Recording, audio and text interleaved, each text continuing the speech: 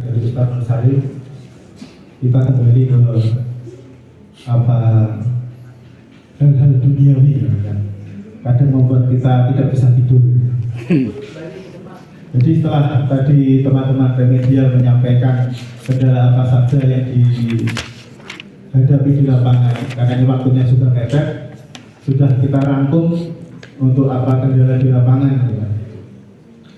Jadi untuk mencairkan suasana agar lebih cair, karena sebelum kita ke angka-angka yang membuat kita kadang pusing. Kan.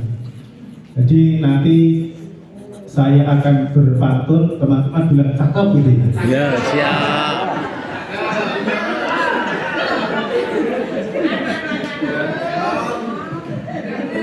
Dibantu Pak Saiful ya? Siap.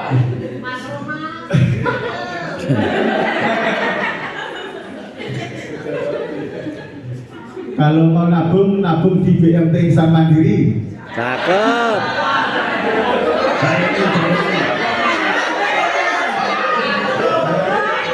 Kalau ini kompak.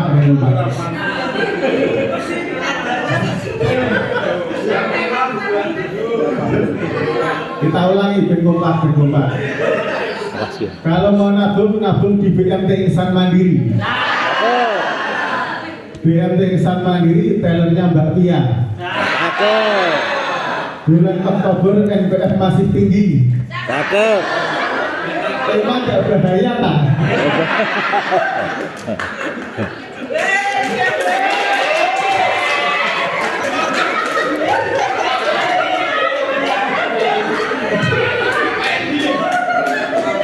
Iya Mas Saiful.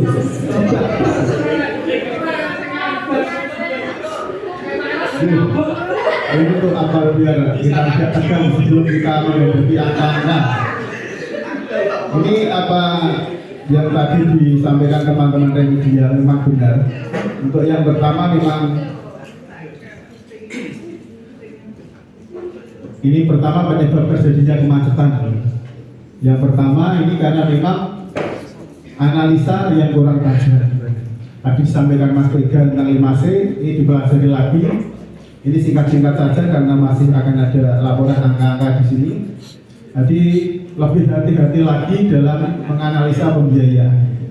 Jadi 5C, terus hati-hati lagi ketika nasabah anggota daerah Solo, daerah wilayahnya kantor cabang Emplat ini, karena ketika macet semua bilangnya laskar, macet laskar ya.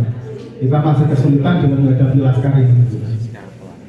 Yang kedua ini adanya kepentingan tertentu sehingga tidak objektif dalam menganalisa pembiayaan. Jadi kepentingan tertentu ini bisa positif dan juga bisa negatif. Ya. Kalau positifnya memang manajer cabang dioyak-oyak untuk melakukan pembiayaan sebanyak-banyaknya. Teman-teman marketing juga dioyak-oyak dalam melakukan pembiayaan sebanyak-banyaknya. Jadi kadang ini yang menyebabkan kita tidak objektif dalam menganalisa pembiayaan. Jadi ya melayu banter, tapi ya tetap hati-hati. Terus yang ketiga karena ini yang nomor 2 dulu, kadang kita ini dititipi pembiayaan oleh sedulur, tetangga. Ini kadang kita sulit sekali untuk objektif. Sebenarnya dia tidak layak untuk dibiayai karena sedulur, tonggo, teman ini kita perkeluh mau menolak. Jadi ini bisa menjadi perhatian untuk kita. Kalau misalkan ada saudara, tetangga, sedulur yang titip pembiayaan, biarkan digarap teman kita yang lain saja. Kalau ditolak kita tidak perkeluh. Terus yang selanjutnya karena memang kondisi ekonomi yang belum stabil.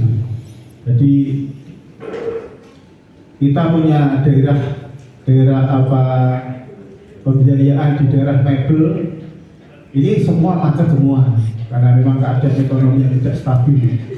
Jadi mebel daerah di Lombok ini macet semua karena mereka kalah dengan perubahan zaman yang sistemnya online, harganya jauh lebih murah dan tidak repot dalam pembelian.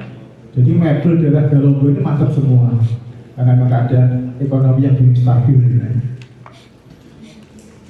Terus untuk kendala dalam penanganan di lapangan, ini banyak kendala, tapi yang jadi titik sorot karena ini banyak sekali anggota pembiayaan, terutama di kolom 4 ini dibagi LSM, preman, aparat. Jadi banyak kita temukan di lapangan. Ketika mereka macet, pasti mereka lapornya ke LSM, ke preman. Jadi ketika mau melakukan pembiayaan, benar-benar hati-hati, harus tahu betul karakter mereka. Ketika urusan dengan LSM ini wangel, apalagi MTR. Ketika LBH yang maju, mereka bisa logika yang dipakai.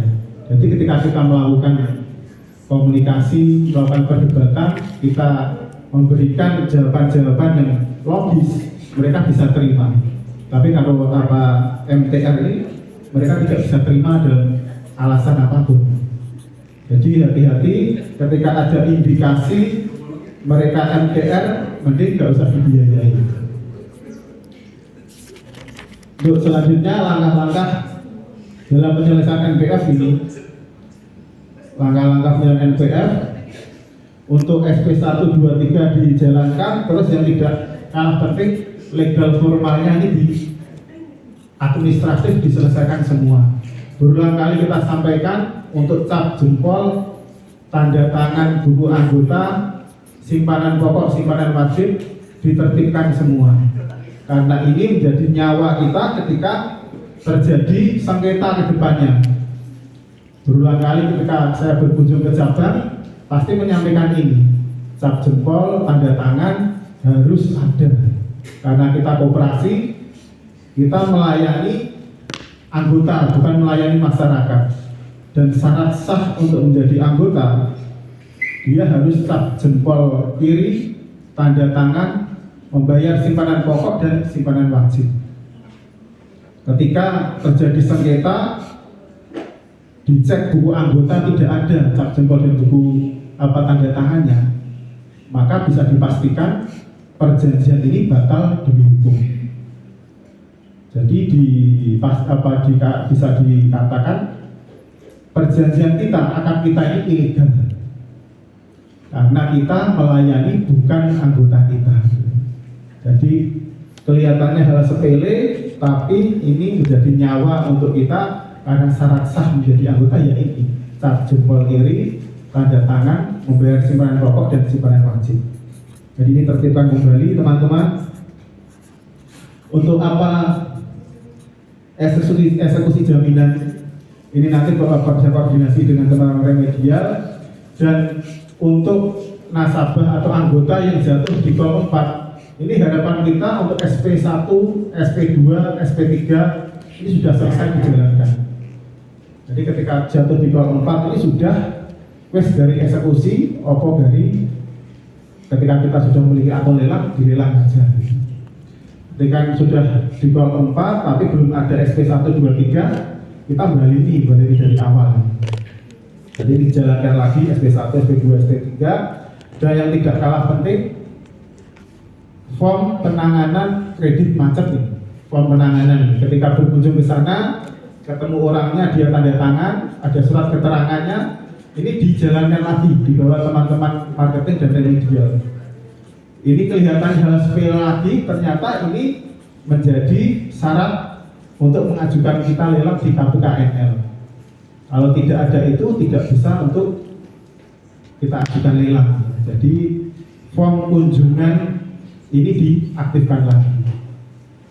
Terus ini yang disampaikan Mas Tri ini, kita juga akan melakukan bersih-bersih untuk pembiayaan macet. Jadi nanti siapa saja yang sekiranya bisa dipindahkan, didata bisa dipindahkan untuk ke lembaga keuangan lain. Kita juga bersih-bersih. Untuk selanjutnya ini syarat-syarat untuk mengajukan lelang di KPKNL. Jadi kita tetap mengarah ke sana karena semakin besar lembaga kita, tentunya permasalahan ini juga semakin banyak dan kita harus maju ke lelang. Untuk syarat syarat-syarat untuk mengajukan lelang ini yang pertama adalah akad perjanjian ini harus syarat legal formalnya selesai, maksudnya sudah terpenuhi semua. Jadi syarat sahnya suatu perjanjian di dalam akad ini kita harus tahu. Syarat sahnya perjanjian, teman-teman yang hukum, Mas Wakil, syarat sahnya perjanjian apa saja?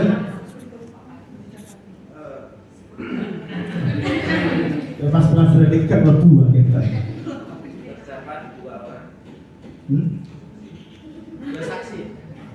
Saksi. Mbak Ani kita isah Mbak Ani. Syarat sahnya perjanjian pasal 1320. Iya. Terus di syarat sahnya perjanjian Mbak kemudian kita ini. Oh Mas Mega, syarat sahnya perjanjian yang lagi lulus. Terus? Wah, hebat. Tepuk tangan Mas Mega.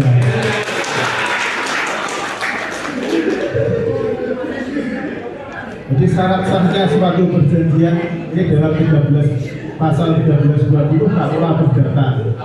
Yang pertama kesepakatan. Jadi antara kita dengan anggota ini sepakat dulu tentang isi klausul-klausul dalam perjanjian ini. Yang kedua kecakapan apa Mas Mega?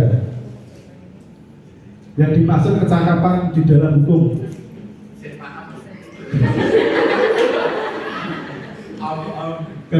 Kecakapan di dalam hukum berarti ada dijelaskan di pasal berapa saya lupa. Tapi intinya ini orang suwoyo, tidak di bawah pengampuan. Jadi kalau pertama itu dewasa secara hukum, kedua dia tidak dalam pengampuan atau tidak sumoyo, sehat jasmani dan rohani. Nah, itu kita orang. Jadi kalau materai jadi syarat sah perjanjian tidak. Pinter ini ada.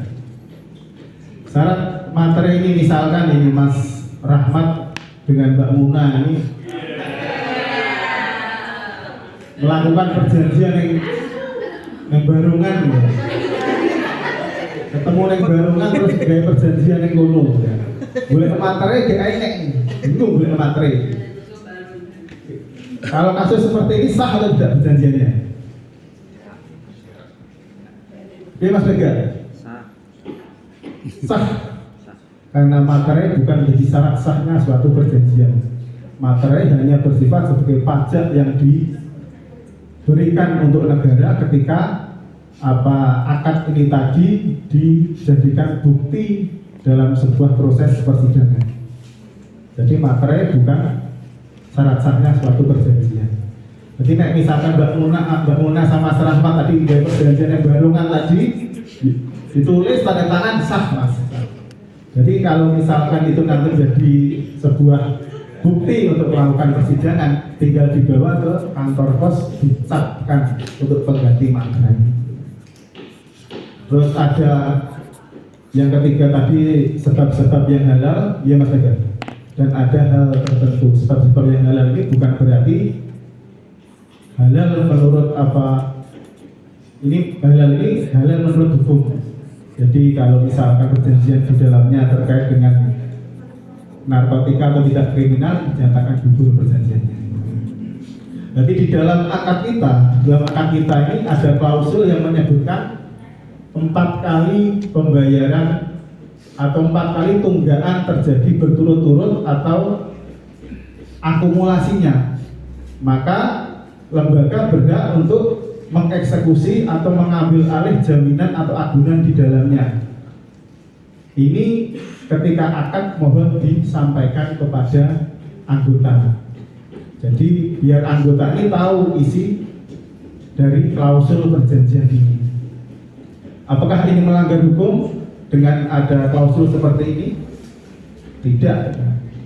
Karena Pak Nur Salim dulu pernah menyampaikan ada namanya fakta san servanda. Fakta san servanda. Ini isi dari klausul perjanjian berlaku sebagai undang-undang kedua belah pihak yang telah mensepakati. Jadi ini posisinya isi dari klausul ini mengikat kedua belah pihak dan berlaku sebagai undang-undang. Jadi ini mohon ketika akan disampaikan isi klausul ini ketika terjadi tunggakan 4 kali berturut-turut atau akumulasinya, lembaga berhak untuk mengeksekusi jaminannya. Ini menjadi kita melangkah ke sana karena mau tidak mau semakin besar lembaga akan bersinggungan dengan hukum. Kalau Mbak Ani tadi menyampaikan kita kalau SKMHT ini arahnya kemana? Kalau SKMHT arahnya ke permohonan atau gugatan ringan di pengadilan agama. Makanya syarat legal formal teman-teman semua mohon dipenuhi semua. Cap jempol, administratif, terus akadnya, isi akad apa saja ini harus jelas semua. Ini teman-teman, terus yang terakhir appraisal ini taksiran dari jaminannya. Taksiran dari jaminannya ini formnya sudah dibuat Mbak Siti. Nanti ketika kita akan mengajukan ke sana, tinggal isi form appraisal ini. Ini teman-teman untuk sedikit rangkuman tentang penyelesaian kita atau arah kita di pembiayaan macet. Untuk selanjutnya ini sedikit menyampaikan capaian di semua cabang di Oktober kemarin. Sebelum nanya pembangunan Desa Nur Salim. Mau tanya ya? Terkait dengan yang tadi kan solusi untuk langkah-langkah yang dikerjakan tim media itu salah satunya adalah mengalihkan pembiayaan ke lembaga lain. Artinya ibarat kata ini barang yang rusak, terus kita pengen melepas itu kemudian ditaruh di lembaga lain, itu secara hukum pikirnya kira-kira boleh ya?